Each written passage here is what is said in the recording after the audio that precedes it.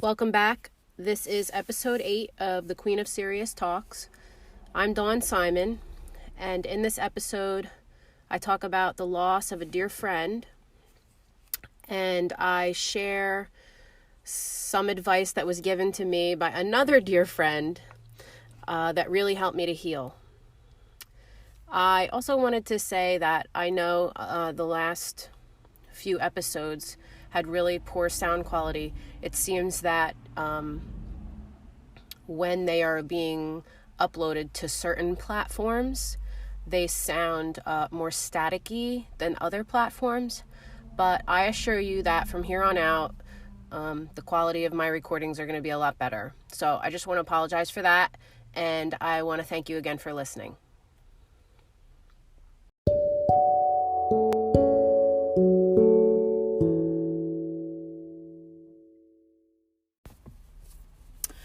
A few summers ago, my really close friend, one of my most favorite people I've ever known, she took her own life. And this was something that I never experienced before. I haven't had a lot of death in my life, so I already kind of feel inexperienced with that. And then to lose a friend to suicide, that is just like something, a whole other animal. And it was unexpected, and she was full of light. She was like a magical being. And I'm not just saying that. I mean, anyone she knew, anyone she met, anyone she knew, when we would talk to her, she made us feel like we were the only person on the planet. She just had a way of making you feel so special. And I don't recall ever having a friend that I felt that much love from and that much admiration from.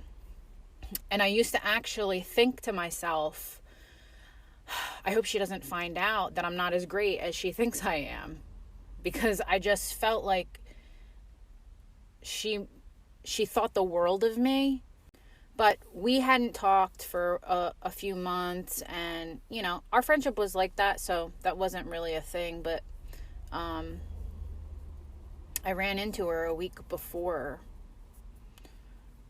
and she did seem really sad, deeply sad.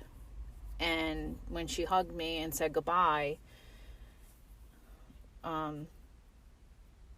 she was crying, and I didn't know why she was crying. And at the time, I just thought, I knew she was going through some things, but I didn't really think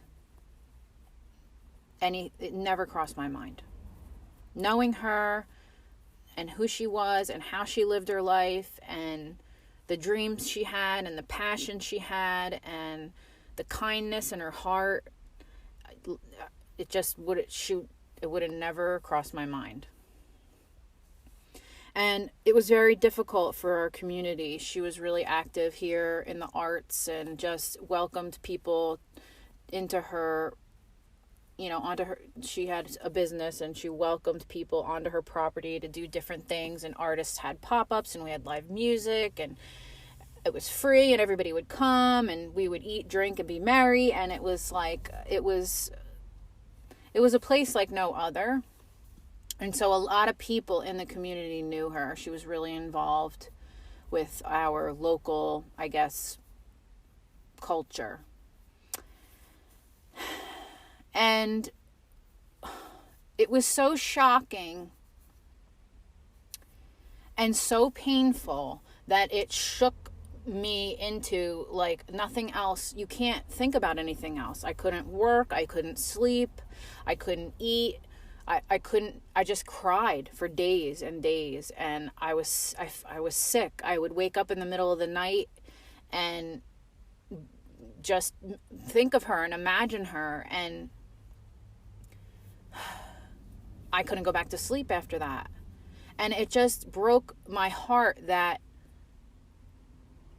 imagining someone, especially like her, getting to that point.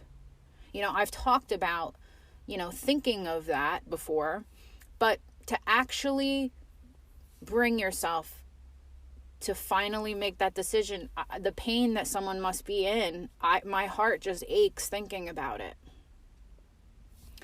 And I didn't know what to do. I didn't know what to do with myself. And for weeks, I just felt like I was just going through the motions, and you're left with all these questions that never get answered. And my friend Megan Delaney, who I've mentioned before, she's a marriage and family therapist, and I told her there was a bench put in on the beach up the street from where my friend lived. And I said, I can't go to that bench. I said to my friend Megan, I said, I can't go to that bench. I know it's there. I think it's great that they did that. People in the community, friends of hers, put money together to put the bench there in her memory. And I said, I can't go up there. I couldn't go there because I was tired of being sad. And I didn't want to look at it anymore. And I didn't want to think about it anymore. And I didn't want to I was mad. I was sad. I was confused. I was so many feelings, and I just was exhausted with it, and I didn't want to face that. And Megan said, who was she to you? Think about who she was to you, and think about how she made you feel. And she is still that person to you. Just because she's not here and you can't see her, it doesn't mean she's not your friend anymore, and it doesn't take away from the love that she had for you. And she asked me what I think my friend would want, and for me. And she asked me what I would say. She said, I don't want you to answer this right now, but think about, what would you say? If you could say something to her, what would you say? And she said, you can still say it. You can still say what you need to say to her. And, I'm not going to get into the spiritual side of all this, but that made sense to me. And she said, I don't know your friend. I didn't really know her. But from what you've told me about her, I believe that she would want for you to see yourself the way she saw you. I think that's what she would want for you. And maybe that's something that you can really focus on and think about and pay attention to. And so I did. I tried to keep that in mind, and, that warmed me up a little bit to facing what happened again. And I decided one day, I was dropping my kids off at school in the morning, and I saw the sun rising as I was leaving the school. And the sky looked really pretty, and I live near the bay, so I was like, I'm going to drive down to the bay and see the sunrise. And my friend used to take pictures of the sunrise every morning and post them on Facebook. For months and months and months, she did that. And she loved the sunrise, and she would get up really early, and she'd walk up to the beach. She lived like a little, a block from the beach, and she'd walk up there, and she would take pictures, and it just made everybody's day. And so it occurred to me as I was sitting there that I'm not one to get up early in the morning. I never see the sunrise. And it occurred to me that I was, watching the sunrise. So I thought to myself, I'm going to talk to her. And I started talking to her. And I started telling her about my problems in my life. And then I started telling her about things that I wished I had a chance to say to her that I didn't get to ever say. and I started to ask her questions, and I started to, at some point, I said the things that made me angry about what happened. I said the things that, I asked the questions that made me feel confused, and I got to express. I cried and told her how much I missed her and I loved her. I told her how she made me feel as a person. I told her how I didn't, I took that for granted when she was here. And I was there for about an hour and a half. And that was so healing and cleansing, and just, it gave me, I felt so filled up. My heart felt like it was filled up again. And I felt close to her again. I felt like she was with me. And I felt like I can still be her friend and she can still be mine, and that I can feel what she made me feel. I can remember how she made me feel, and I can still feel that. And it doesn't make me miss her less. But it made me feel like I could accept what had happened. And I didn't have to run away from it anymore.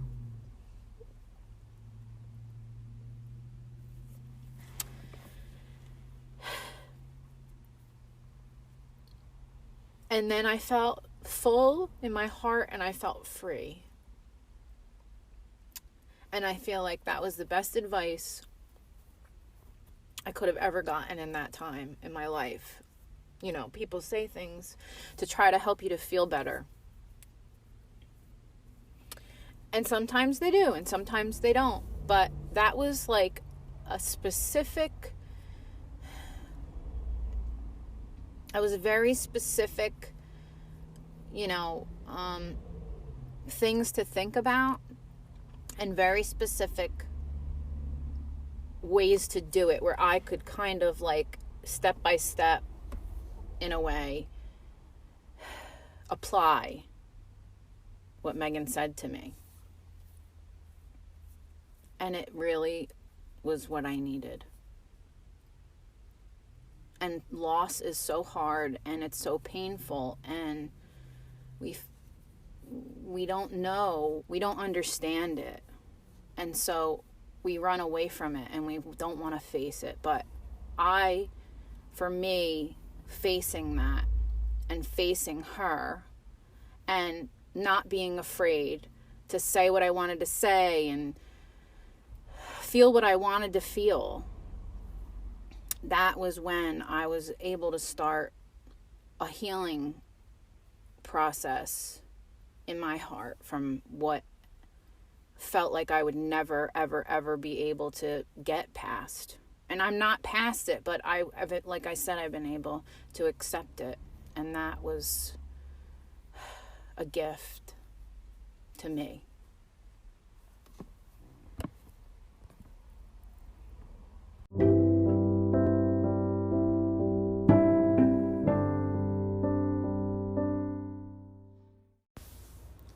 I want to encourage you to share this podcast with a friend if you feel that it would benefit them. You can also follow me on Instagram at Dawn Francis Simon. And if you'd like to support this podcast, there's a link in the description, and my cash tag is Hey There Serious. Thanks again for listening.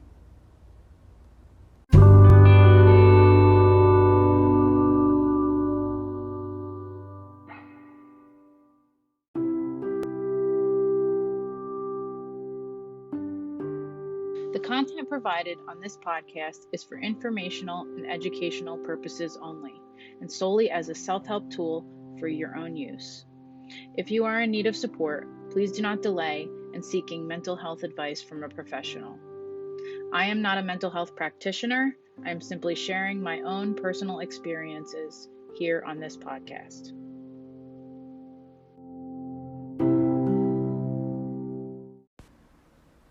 This podcast was recorded with Anchor. If you haven't heard about Anchor, it's the easiest way to make a podcast. There's creation tools that allow you to record and edit your podcast right from your phone or computer. Anchor will distribute your podcast for you so it can be heard on Spotify, Apple Podcasts, and many other listening platforms. You can make money from your podcast with no minimum listenership.